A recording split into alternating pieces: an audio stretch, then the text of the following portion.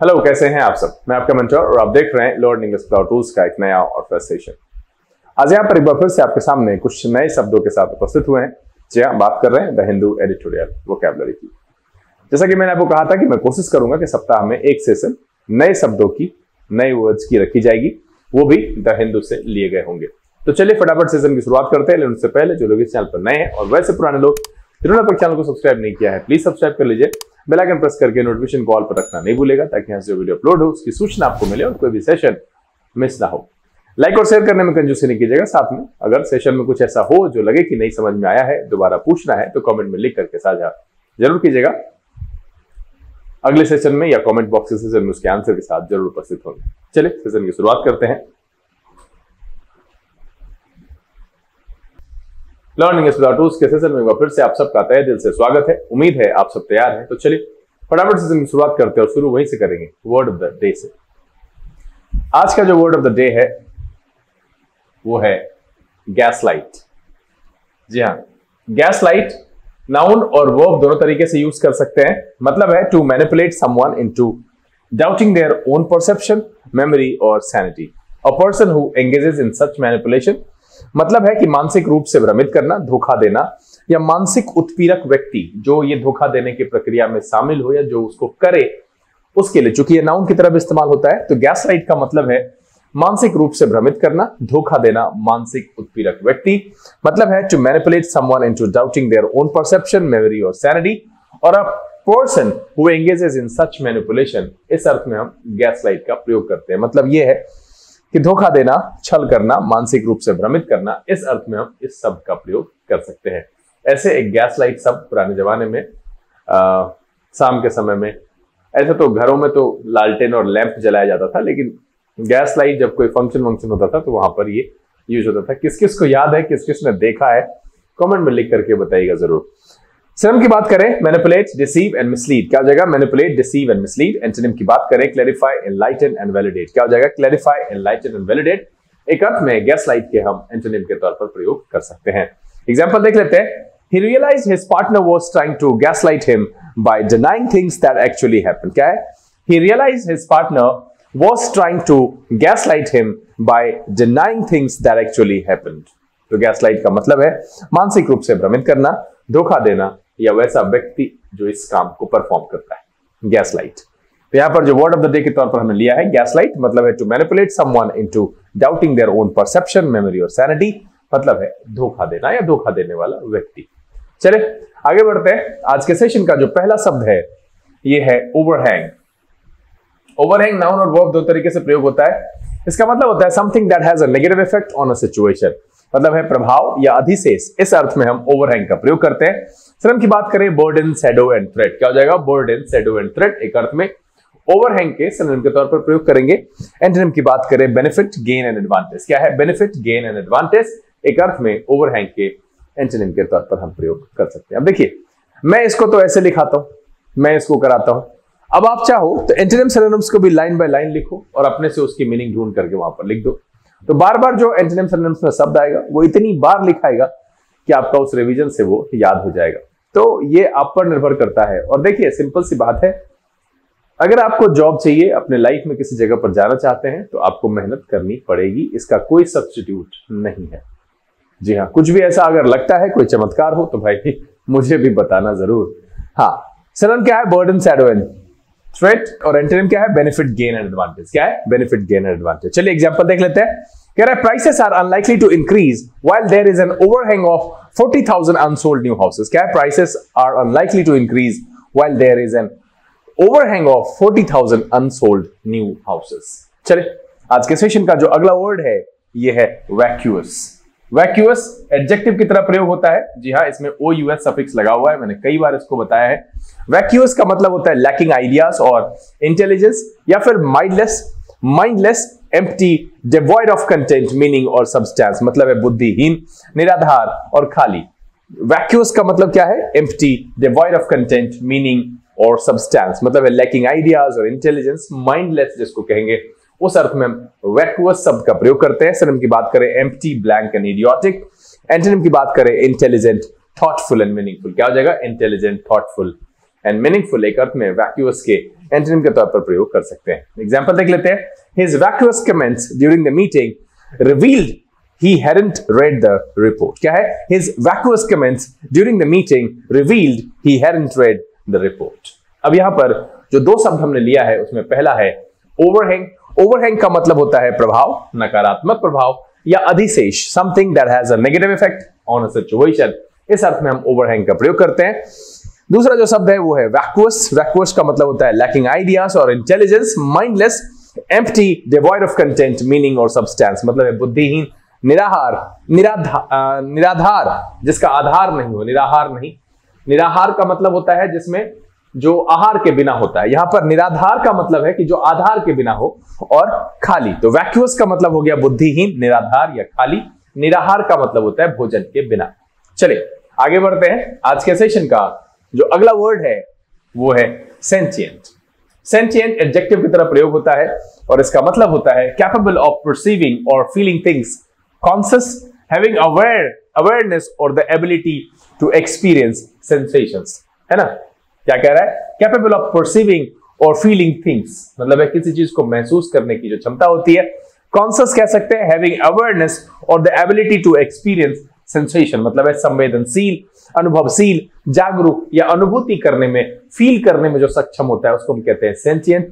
Synonym की बात करें, कॉन्शियस, अवेयर एंड परसेप्टिव। क्या हो जाएगा? कॉन्शियस, अवेयर एंड परसेप्टिव एक अर्थ में सेंटिएंट के सिनोनिम के तौर पर प्रयोग करेंगे। एंटोनिम की बात करें, इनसेंटिएंट, अनकॉन्शियस एंड इनएनिमेट। एनिमेट का मतलब होता है मूव करना, जो फील करता है वो मूव कर सकता है। इसी से बना हुआ है एनिमेशन, जो कि नाउन है। एग्जाम्पल की बात करें, humans are sentient beings capable of feeling pain and joy. क्या है? Humans are sentient beings capable of feeling pain and joy. चलिए आज के सेशन का जो अगला शब्द है ये है स्लज। स्लज नाउन और वर्ब दोनों तरीके से प्रयोग होता है। इसका मतलब होता है thick, soft, wet, mud or a similar viscous mixture of liquid and solid or waste material or sediment removal from liquids, especially in industrial or sewage process। मतलब क्या है? गाद, कीचड़ और गंदगी, इसके लिए हम स्लज करते हैं यूज, जो कि गाढ़ा, थिक जैसा होता है ना, उसके लिए यूज करते हैं। स्लज का सिनोनिम की बात करें, स्लाइम, मार एंड गू। क्या हो जाएगा? स्लाइम, मार एंड गू। एंटोनिम की बात करें, क्लीन, वाइप एंड क्लियर। क्या हो जाएगा? क्लीन, वाइप एंड क्लियर एक अर्थ में स्लज के एंटोनिम के तौर पर हम प्रयोग कर सकते हैं। एग्जाम्पल देख लेते हैं। The river was slowly sludging with industrial waste. क्या है? The river was slowly sludging with industrial waste. अब यहां पर जो दो शब्द हमने लिया है, पहला है सेंटिएंट, इसका मतलब होता है संवेदनशील, अनुभवशील, जागरूक या फिर अनुभूति करने में सक्षम। इस अर्थ में हम सेंटिएंट शब्द का प्रयोग करते हैं। दूसरा जो शब्द आया इस पेज पर वो है स्लज। स्लज का मतलब होता है गाद, कीचड़ या गंदगी, थिक, सॉफ्ट, वेट, मड और a similar viscous mixture of liquid and solid. इस अर्थ में हम यूज करते हैं स्लज का। चलिए आगे बढ़ते हैं। आज के सेशन का जो अगला शब्द है ये है सैंग्विनरी।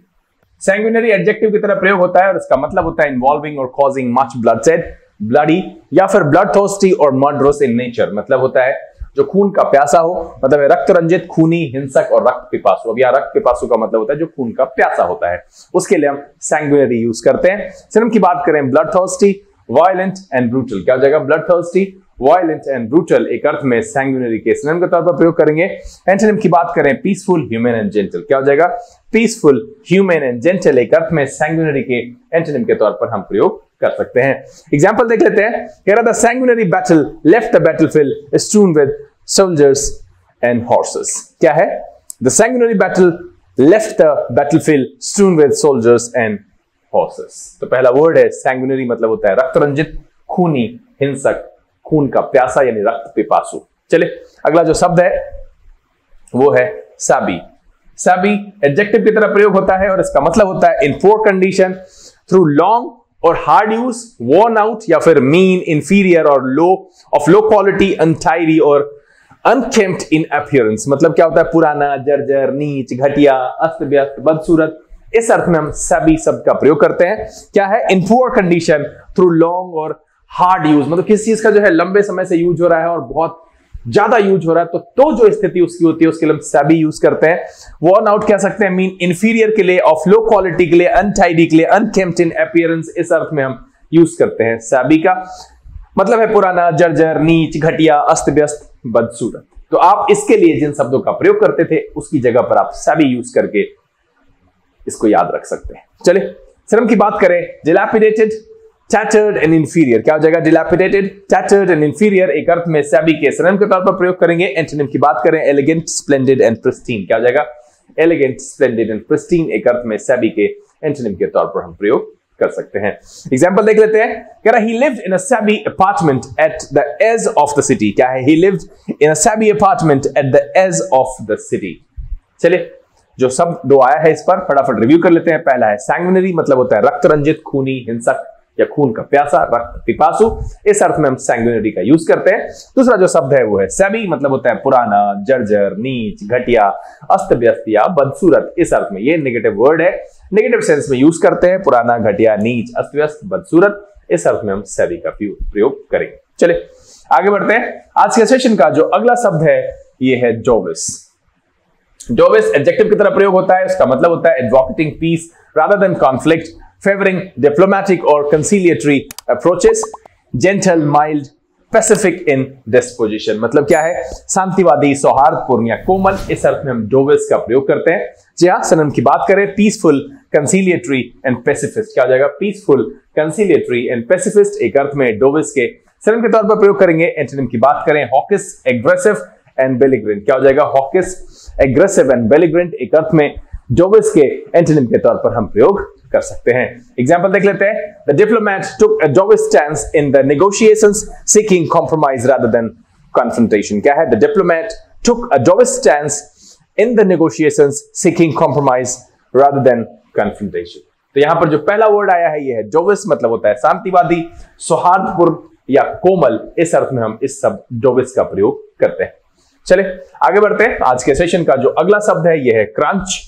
जी हाँ, आपने क्रंची सुना होगा।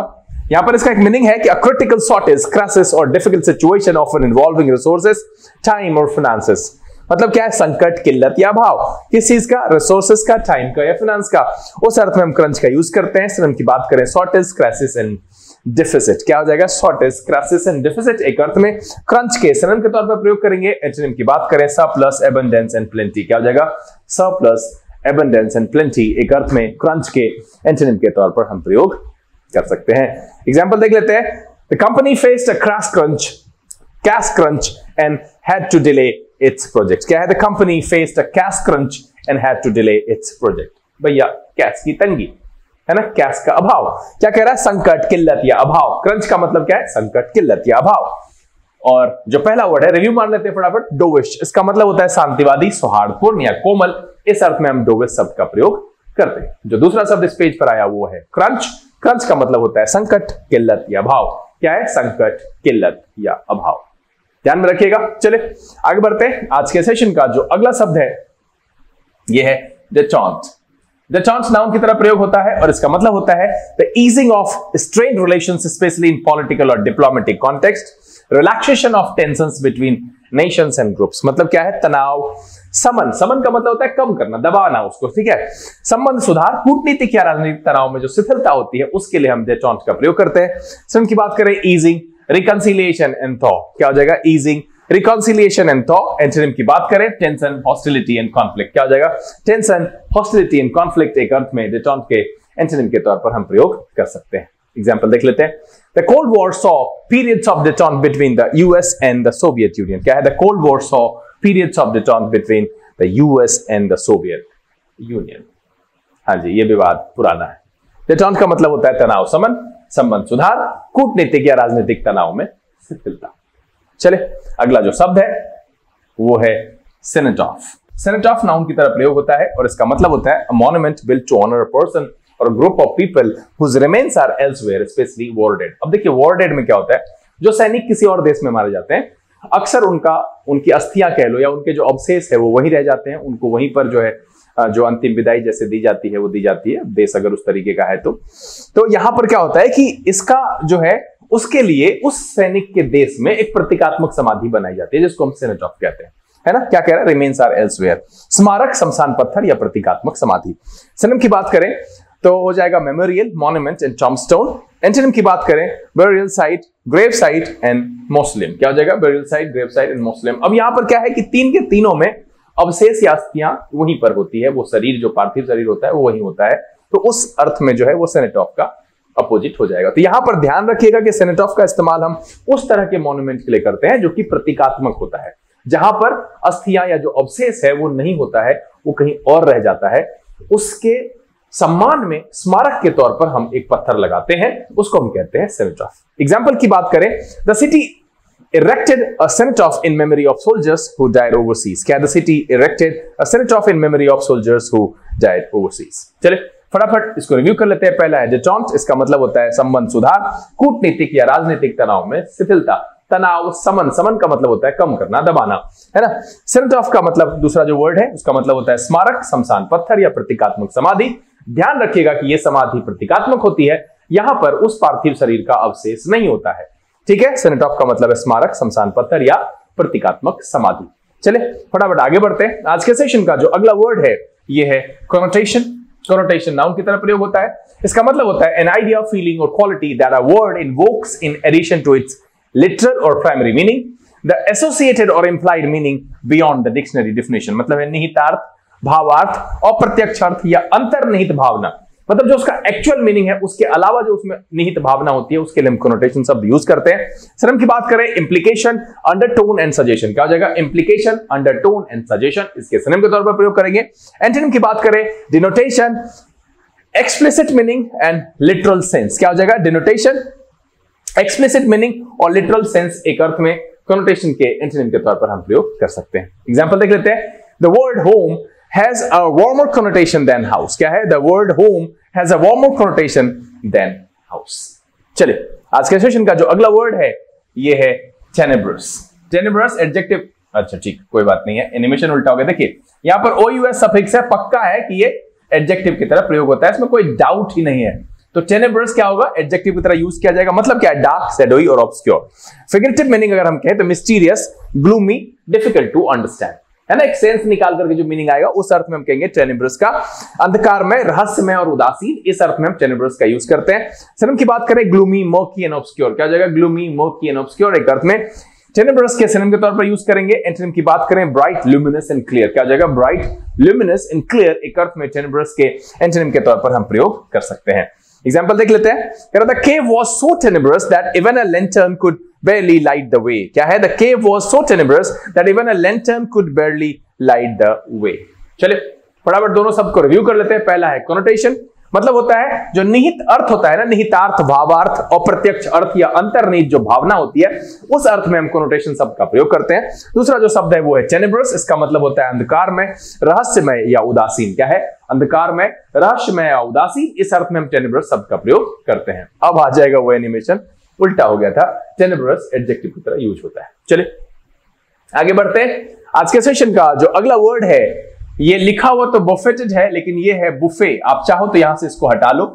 ये वर्ब की तरह भी प्रयोग होता है और नाउन की तरह भी प्रयोग होता है, ध्यान रखिएगा। मैंने वर्ब वाला मीनिंग यहां पर लिया है। एक तो वो बुफे का मीनिंग आप जानते ही हैं।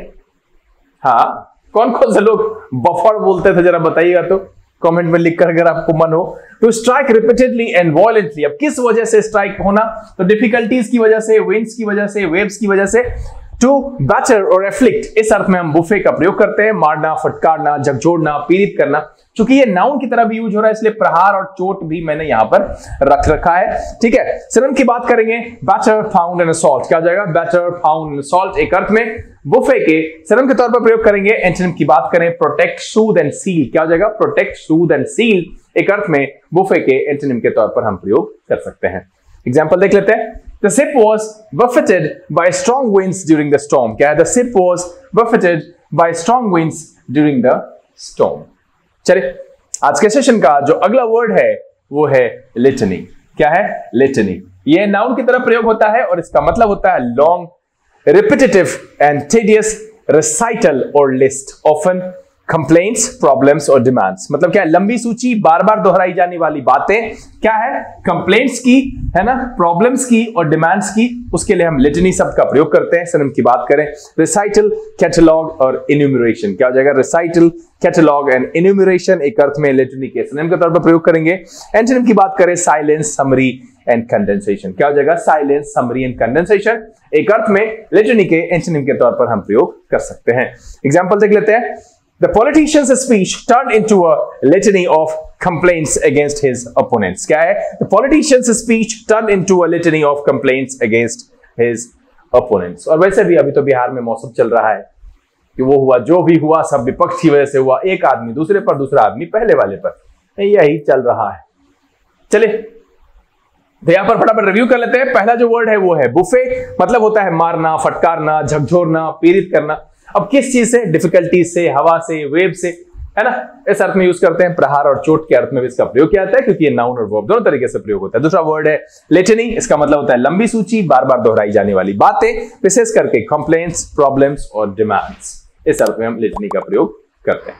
चले आगे बढ़े। आज के सेशन का जो अगला वर्ड है यह है एडनोजियम। एडनोजियम एडवर्ब की तरह प्रयोग होता है, ये लैटिन से लिया गया है। इसका मतलब होता है to a sickening excessive degree, repeated so often that it becomes annoying और टायरसम। मतलब बार बार, इतना कि बुरा लगे, ऊब जाने तक, बार बार, उस अर्थ में हम एडनोजियम का प्रयोग करते हैं। सिनोनिम की बात करें एक्सेसिवली, एंडलेसली। आप चाहो तो यहां पर एक एक सिनोनिम, एक एंटोनिम ऐड करो। और एंटोनिम की बात करें रेयरली एंड ओकेजनली, जो ऊब जाने तक बार बार दोहराए, उसके लिए क्या होगा? Rarely and occasionally. आप एक एक जोड़ सकते हो आराम से, इतनी बिल्कुल इतना वर्ड पढ़ा है कि आप आराम से समझ सकते हो कि बार बार, इतना कि बुरा लगे, ऊब तक मतलब इतना तक कि आप ऊब जाओ, उसके लिए हम एडनोजियम का प्रयोग करते हैं। एग्जांपल देख लेते हैं। The teacher repeated the same point ad nauseam until the students grew restless. क्या है? The teacher repeated the same point ad nauseam until the students grew restless. हाँ, मेरे शुरुआती बेसिक क्लास में ऐसा होता है क्योंकि नए बच्चे आते रहते हैं और मैं भी कोशिश करता हूं कि बार बार वो जो बेस है वो बेहतर हो जाए, बच्चे को नींद में भी वो चीज जो है वो गलत नहीं होना चाहिए। तो कभी कभी मुझे लगता है कि शायद बच्चे ऊब रहे हैं, लेकिन मैं उसको कोशिश करता हूं। चलिए आज के सेशन का जो अगला वर्ड है ये है मेमोर। मेमोर नाउन की तरह प्रयोग होता है और इसका मतलब होता है a historical account, biography written from personal knowledge, special source, or an autobiography or collection of memories written by an author about their own life और written record of personal experiences. मतलब है आत्मकथा, संस्मरण, जीवनी, जीवन वृत्तांत, जो भी कह लीजिए। मेमोर का मतलब होता है आत्मकथा, संस्मरण, जीवन वृत्तांत, जीवनी, इस अर्थ में इसका प्रयोग करते हैं। मैंने यहां पर फिर से छोड़ा है और बहुत ही आसान है इसका सिनोनिम और एंटोनिम, तो मैं चाहता हूं कि कमेंट में आप जरूर लिखिए। रेमिनिसेंस एंड क्रॉनिकल इसके सिनोनिम के तौर पर प्रयोग करेंगे। एंटोनिम की बात करें फिक्शन, नॉवेल एंड फैंटेसी। क्या हो जाएगा? फिक्शन, नॉवेल एंड फैंटेसी एक अर्थ में मेमोर के एंटोनिम के तौर पर हम प्रयोग कर सकते हैं। एग्जांपल देख लेते हैं। कह रहा है her memoir about her childhood in India was both poignant and inspiring. क्या है? Her memoir about her childhood in India was both poignant and inspiring. चलिए फटाफट रिव्यू कर लेते हैं। पहला है एडनोजियम, मतलब होता है बार बार, इतना कि बुरा लगे, ऊब जाने तक रिपीट करना। इस अर्थ में हम इस एडवर्ब एडनोजियम का प्रयोग करते हैं। दूसरा वर्ड है मेमोर, मतलब होता है आत्मकथा, संस्मरण, जीवन वृत्तांत, जीवनी, इस अर्थ में हम इसका प्रयोग करते हैं। चले फटाफट आगे बढ़ते हैं। आज के सेशन का जो अगला वर्ड है ये है अपटेक। अपटेक नाउन की तरह प्रयोग होता है और इसका मतलब होता है the action of taking up, absorbing, understanding of something, acceptance or adoption of something like service, product or idea। इस अर्थ में हम इसका प्रयोग करते हैं। मतलब है अवशोषण, ग्रहण, समझ या अपनाना। जो अपटेक का मतलब है आपकी जो ग्रास्पिंग कैपेसिटी है, उसके लिए समझ की जो बात कह रहे हैं या जो ग्रहण करने की बात करें, उस अर्थ में इसका प्रयोग करते हैं। सिनोनिम की बात करें एब्जॉर्प्शन, एसिमिलेशन। आप चाहो तो एक सिनोनिम यहां पर भी आप कमेंट में लिखो, इन्वॉल्व होने की कोशिश करो मेरे साथ जरूर, क्योंकि ये हम सफर 3300 की तरफ कर चुके हैं। साल भर से ये सेशन में लेकर के आ रहा हूं। अब भी आपको एंटोनिम सिनोनिम्स में समस्या है तो मैं कुछ नहीं कर सकता। मैंने कहा है कि सप्ताह में एक सेशन को उठाओगे, 2 सेशन सप्ताह में करो, पर डे 7 21 रहता है। और तुम कोशिश नहीं करोगे, इसको रिव्यू नहीं करोगे, देखोगे नहीं, दोहराओगे नहीं, तो एंटोनिम सिनोनिम्स में तो फंसोगे भाई। उससे आरसी नहीं बनेगा, क्योंकि वर्ड्स नहीं समझ में आएगा तो पैराग्राफ समझ में नहीं आएगा, और जब पैराग्राफ समझ में नहीं आएगा तो फिर आंसर कैसे करोगे?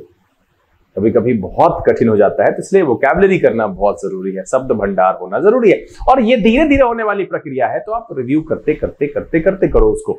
मैं कहां कह रहा हूं कि एक ही बार में बैठो और वो रोबोट भाई साहब की तरह कर लो। चलो एंटोनिम की बात करें, रिजेक्शन एंड इग्नोरेंस। क्या हो जाएगा? रिजेक्शन एंड इग्नोरेंस एक अर्थ में अपटेक किस एंटोनिम के तौर पर हम प्रयोग कर सकते हैं। तो मैंने आपसे कहा है कि एक सिनोनिम एक एंटोनिम कमेंट में लिख करके बताइएगा जरूर। एग्जाम्पल देख लेते हैं। The government launched a campaign to increase the public uptake of vaccination. क्या है? The government launched a campaign to increase the public uptake of vaccination.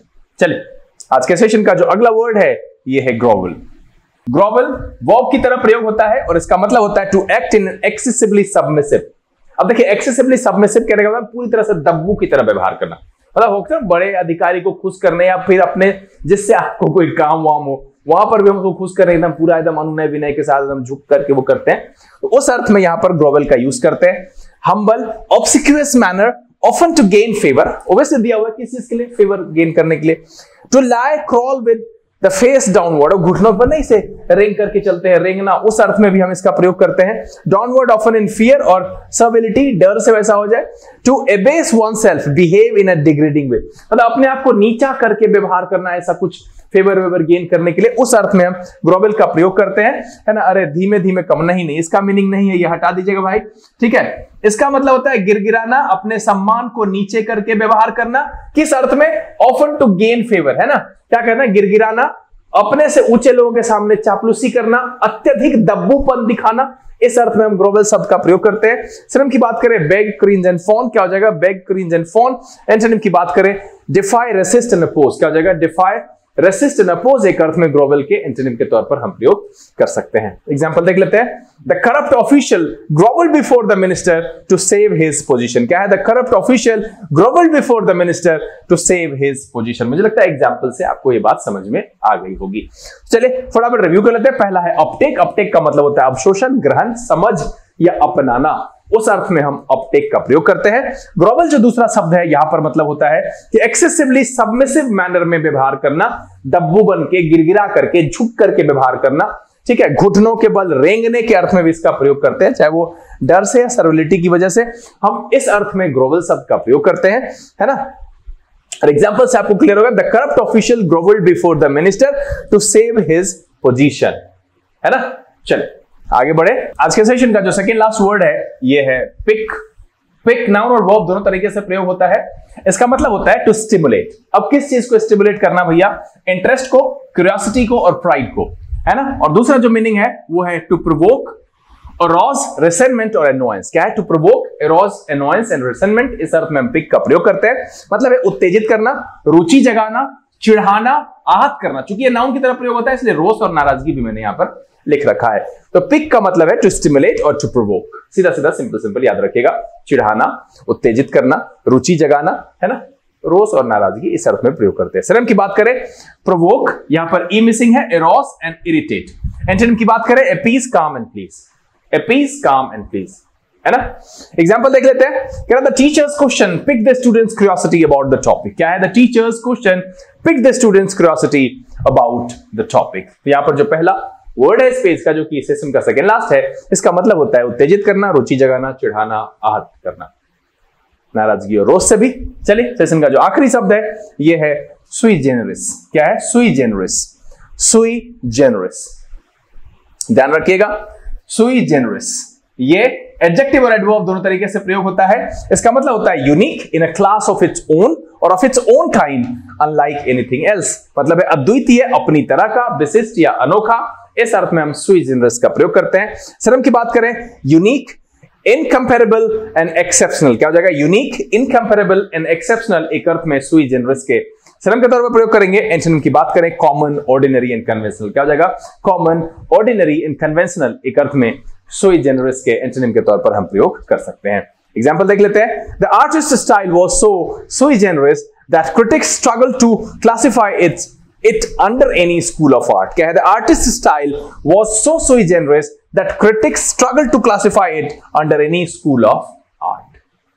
तो यहां पर जो दो शब्द है जो कि सेशन का सेकंड लास्ट और लास्ट वर्ड है, पहला है पिक, का मतलब होता है टू स्टिमुलेट और टू प्रोवोक, मतलब होता है उत्तेजित करना, रुचि जगाना, चिढ़ाना, है ना, रोष और नाराजगी। चूंकि ये नाउन और वर्ब दोनों तरीके से प्रयोग होता है, इस अर्थ में भी इसका हम प्रयोग करते हैं। जो आखिरी शब्द है वो है सुई जेनरिस। इसका मतलब होता है unique, in a class of its own kind, unlike anything else. मतलब है अद्वितीय, अपनी तरह का, विशिष्ट या अनोखा, इस अर्थ में हम सुई जेनरिस शब्द का प्रयोग करते हैं। उम्मीद है कि आज के सेशन में वर्ड ऑफ द डे को मिलाते हुए जो कुल 21 शब्द आपके सामने रखे गए, सबके सब नए थे, पढ़ करके मजा आया, बहुत कुछ सीखने के लिए मिला और फाइनली ये सेशन आपको पसंद आया। अगर ये वीडियो अच्छा लगा आपको लाइक कर दीजिए, आपने चैनल सब्सक्राइब नहीं किया है तो प्लीज सब्सक्राइब कर लीजिएगा, बेल आइकन प्रेस करके नोटिफिकेशन कॉल पर रखना नहीं भूलेगा ताकि आज जो वीडियो अपलोड हो उसकी सूचना आपको मिले और कोई भी सेशन मिस ना हो। अगले दिन इस तरह के इंटरेस्टिंग एंड इंपॉर्टेंट वीडियो के साथ फिर आपके सामने उपस्थित होंगे। तब तक के लिए आप घर में रहिए, अपना और अपने परिवारजन का ख्याल रखिए, खुश रहिए, मस्त रहिए, लेकिन पढ़ते लिखते जरूर रहिएगा। Learning is without rules cousin से this is BK Singh signing off. Keep reading, keep practising. Thank you, God bless you.